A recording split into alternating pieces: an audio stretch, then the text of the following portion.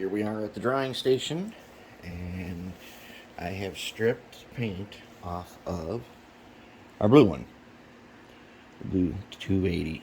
As you can see, this thing just came apart, and it was one of the better of the four. And the problem is, humidity caused a lot of stress joints, and as it cured, it was pulling on itself. One side would be stronger, one joint would be weaker. They came apart. No problem, we'll fix it. Because, check it out.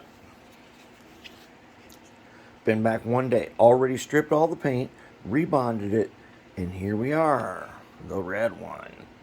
Now, these only got like one coat on them. It's got this kind of bleach effect on it. I'm keeping that. I'm keeping it.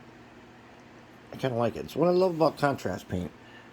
And rather than trying to add stuff and get fancier, I want to go with just that look because I really like it. Now this one too broke apart, but I'm trying a new, better bonding method.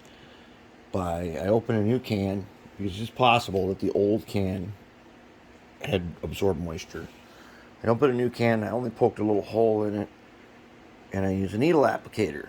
Downside of the needle applicator is that you use a ton more solvent.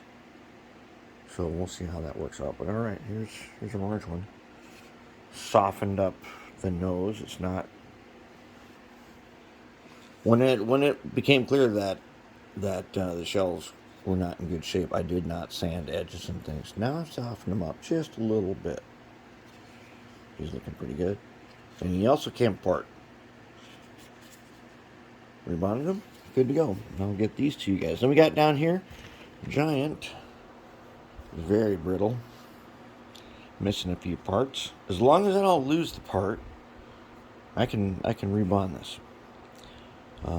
If I lose the part, like I did right here, a piece broke off and it was gone. I found a piece of scrap and put it in there. It'll be okay. So, I'm going to rebond these two today. We're going to paint them sometime later today.